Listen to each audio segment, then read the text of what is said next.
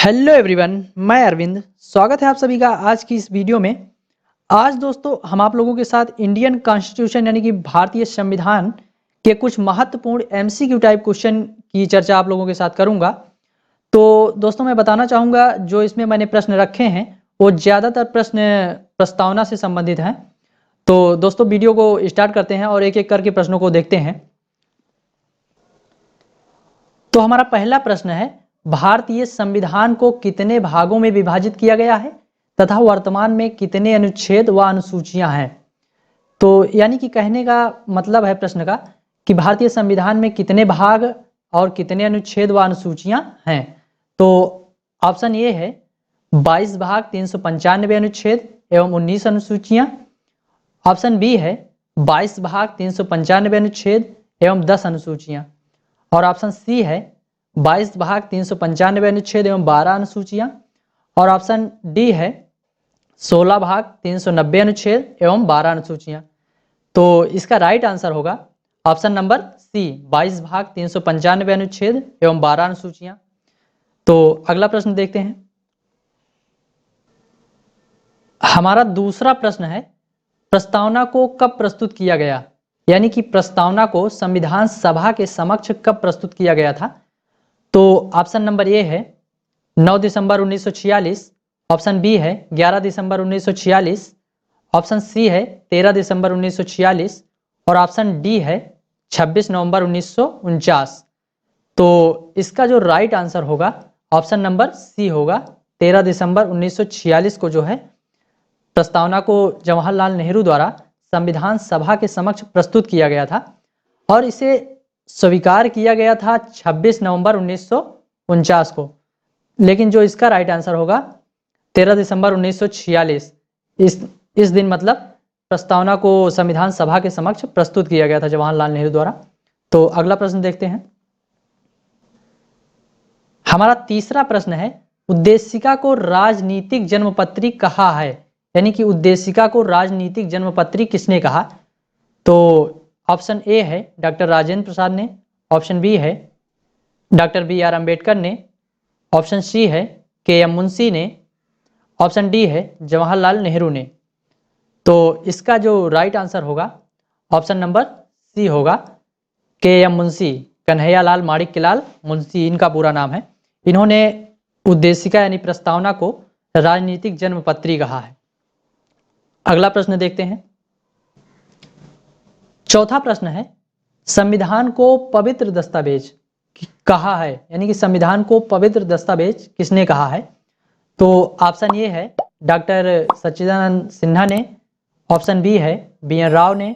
Option C है doctor BR Ambedkar ने। Option D है डॉक्टर राजेंद्र प्रसाद ने। तो इसका राइट आंसर होगा doctor BR Ambedkar, option number C.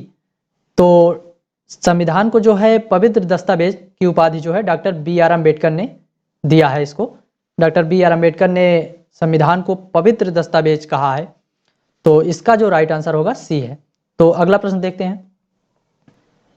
तो हमारा पांचवा प्रश्न है, उद्देशिका के विषय में निम्न में से कौन सा कथन सत्य है। तो आप लोगों को बताना है कूट के माध्यम से कि इनमें से कौन सा कथन सत्य है। ऑप्शन ए है संविधान की आत्मा उद्देशिका को कहा जाता है।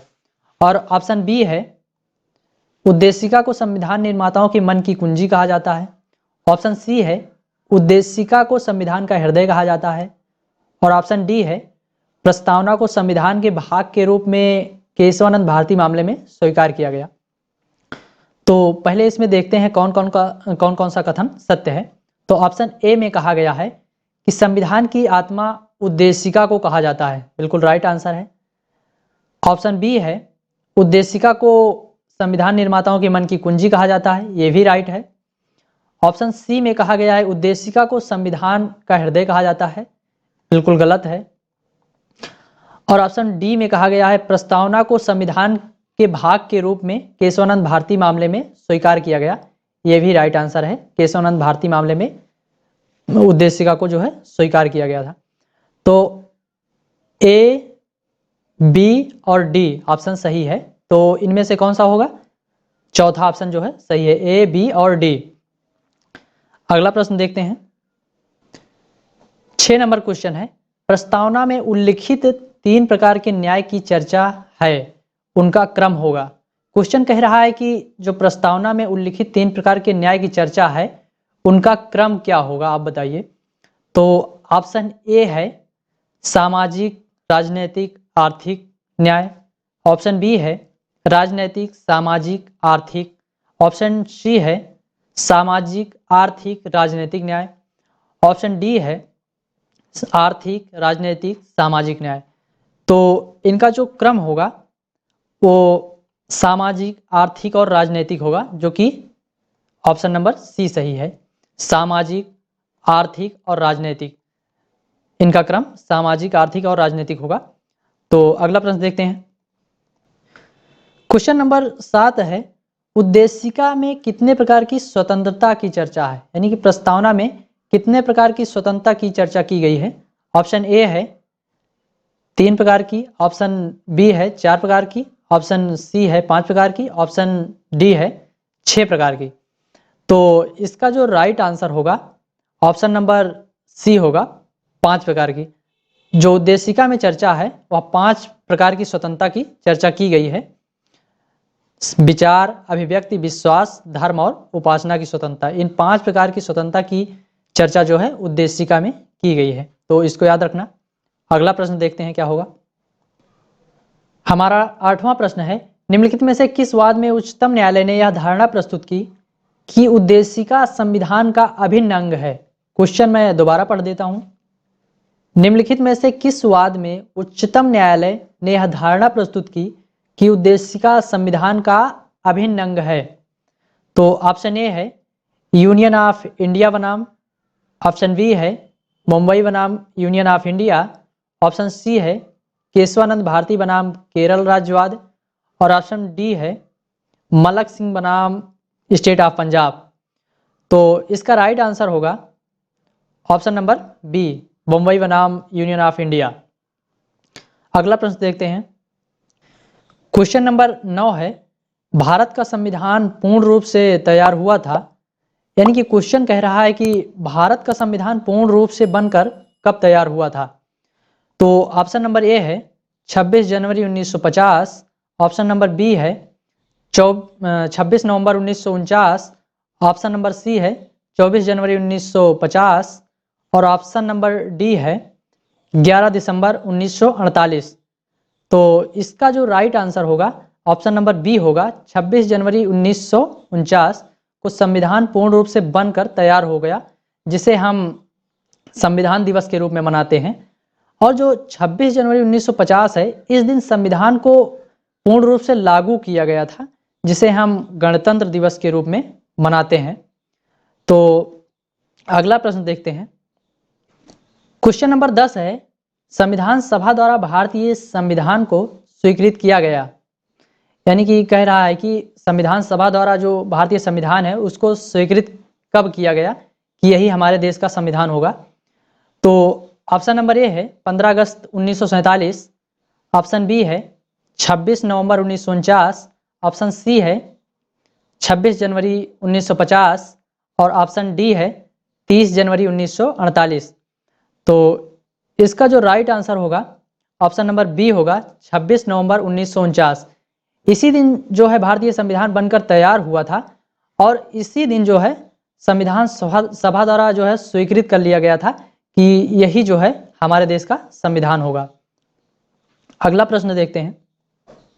क्वेश्चन नंबर 11 है, 26 नवंबर 1949 को अंगीकृत भारतीय संविधान की प्रस्तावना में कौन से शब्द सम्मिलित नहीं थे, यानी कि क्वेश्चन कह रहा है कि मूल प्रस्तावना में कौन कौन से शब्द सम्मिलित नहीं थे, ये जो नीचे दिए गए हैं। तो ऑप्शन ए है समाजवादी, ऑप्शन बी है पंथ निरपेक्ष, ऑप्शन सी है अखंडता, और ऑप्शन डी है गणराज्य। तो समाजवादी, पंथ निरपेक्ष और अखंडता, ये जो तीनों शब्द दिए गए हैं, ये तीनों शब्द जो है मूल प्रस्तावना में नहीं थे, ये बाद में इंदिरा गांधी की सरकार में जोड़ा गया था। तो इसका ऑप्शन नंबर ए सही होगा, ए, बी और सी, समाजवादी, पंथ निरपेक्ष और अखंडता, ये तीनों शब्द जो है बाद में जोड़े गए थे। तो अगला प्रश्न देखते हैं।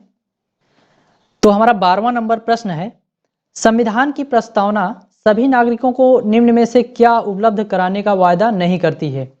तो ऑप्शन नंबर ए है सामाजिक न्याय, ऑप्शन बी है राजनीतिक न्याय, ऑप्शन सी है विचार की स्वतंत्रता, ऑप्शन डी है पूजा की स्वतंत्रता।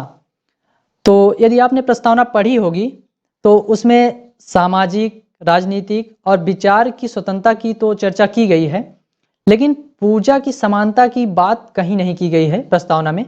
तो इसका जो राइट आंसर होगा पूजा की स्वतंत्रता, यानी कि पूजा की स्वतंत्रता की बात प्रस्तावना में कहीं भी नहीं की गई है। तो अगला प्रश्न देखते हैं। हमारा 13 नंबर प्रश्न है, भारत में राजनीतिक व्यवस्था के मूलभूत लक्षण हैं। भारत में राजनीतिक व्यवस्था के मूलभूत लक्षण हैं। ऑप्शन ए है यह एक लोकतांत्रिक गणराज्य है, ऑप्शन बी है इसमें संसदात्मक रूप की सरकार है, ऑप्शन सी है सर्वोच्च सत्ता भारत की जनता में निहित है, ऑप्शन डी है यह एक एकीकृत शक्ति का प्रावधान करती है। तो ऑप्शन ए है यह एक लोकतांत्रिक गणराज्य है, बिल्कुल सही है। ऑप्शन बी है इसमें संसदात्मक रूप की सरकार है, बिल्कुल सही है। ऑप्शन सी जो है सर्वोच्च सत्ता भारत की जनता में निहित है, ये भी सही है। और डी है यह एक एकीकृत शक्ति का प्रावधान करती है, बिल्कुल गलत है। तो इसका जो राइट आंसर होगा ए, बी और सी होगा, ए, बी और सी, यानी कि दूसरा ऑप्शन सही है, ए, बी और सी। तो अगला प्रश्न देखते हैं। हमारा 14 नंबर प्रश्न है, प्रस्तावना के विषय में कौन सा कथन सत्य है? प्रस्तावना के विषय में कौन सा कथन सत्य है? तो ऑप्शन नंबर ए है जवाहरलाल नेहरू द्वारा प्रस्तुत उद्देश्य प्रस्ताव उद्देशिका का आधार बनी, ऑप्शन बी है इसकी प्रकृति न्याय योग्य नहीं है, ऑप्शन सी इनमें संशोधन नहीं किया जा सकता, ऑप्शन डी संविधान के विशिष्ट प्रावधानों को यह रद्द नहीं कर सकती। तो ऑप्शन नंबर ए में जो कहा गया था जवाहरलाल नेहरू द्वारा प्रस्तुत उद्देश्य प्रस्ताव उद्देशिका का आधार बनी, तो ये तो बिल्कुल सही है। ऑप्शन बी इसकी प्रकृति न्याय योग्य नहीं है, ये भी बिल्कुल सही है। ऑप्शन सी जो है इसमें संशोधन नहीं किया जा सकता, तो ये बिल्कुल गलत है।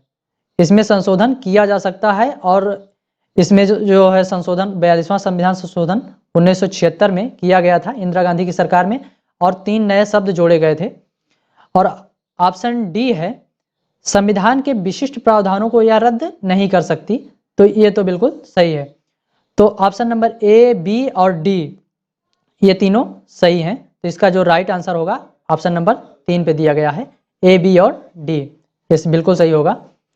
तो अगला प्रश्न देखते हैं। हमारा 15 नंबर प्रश्न है, संविधान में हमारे राष्ट्र का उल्लेख किस नाम से किया गया है? तो इसमें कह रहा है कि जो हमारा भारतीय संविधान है वो उसमें हमारे राष्ट्र का उल्लेख किस नाम से किया गया है? तो ऑप्शन ए है भारत और इंडिया, और ऑप्शन बी है केवल भारत, ऑप्शन सी है हिंदुस्तान और इंडिया, और ऑप्शन डी है भारत, इंडिया, हिंदुस्तान और आर्यावर्त। तो इसका जो राइट आंसर होगा ऑप्शन नंबर ए होगा भारत और इंडिया। संविधान के पहले ही अनुच्छेद में कहा गया है कि इसको मतलब हमारे राष्ट्र को संबोधन किया गया है पहले ही अनुच्छेद में भारत और इंडिया इस नाम से, तो इसका जो राइट आंसर होगा ए होगा। अगला प्रश्न देखते हैं। हमारा 16 नंबर प्रश्न है, भारतीय राजनीतिक व्यवस्था में निम्न में कौन सर्वोच्च है? तो ऑप्शन ए है सर्वोच्च न्यायालय, ऑप्शन बी है संविधान, ऑप्शन सी है संसद, ऑप्शन डी है धर्म। तो इसका जो राइट आंसर होगा ऑप्शन बी है संविधान। संविधान जो है भारतीय राजनीतिक व्यवस्था में सर्वोच्च है। तो अगला प्रश्न देखते हैं। हमारा 17 नंबर प्रश्न है, किस संविधान संशोधन द्वारा समाजवाद, पंथनिरपेक्ष और अखंडता शब्द संविधान की प्रस्तावना में जोड़े गए थे? तो ऑप्शन नंबर ए है 42वां संविधान संशोधन द्वारा, ऑप्शन बी है 44वां संविधान संशोधन द्वारा, ऑप्शन सी है 52वां संविधान संशोधन द्वारा, ऑप्शन डी है 86वां संविधान संशोधन द्वारा। तो इसका जो राइट आंसर होगा ऑप्शन ए है 42वां संविधान संशोधन द्वारा, जो है हमारी प्रस्तावना में समाजवाद, पंथ निरपेक्ष और अखंडता, ये तीनों ही शब्द जोड़े गए थे इंदिरा गांधी की सरकार में। तो आज के लिए दोस्तों इतना ही। अब मिलते हैं एक नई वीडियो में। तो दोस्तों कमेंट बॉक्स में ज़रूर बताना वीडियो कैसी लगी, और वीडियो अच्छी लगी हो तो अपने दोस्तों के पास भी शेयर कर देना। तो मिलते हैं दोस्तों अगली वीडियो में।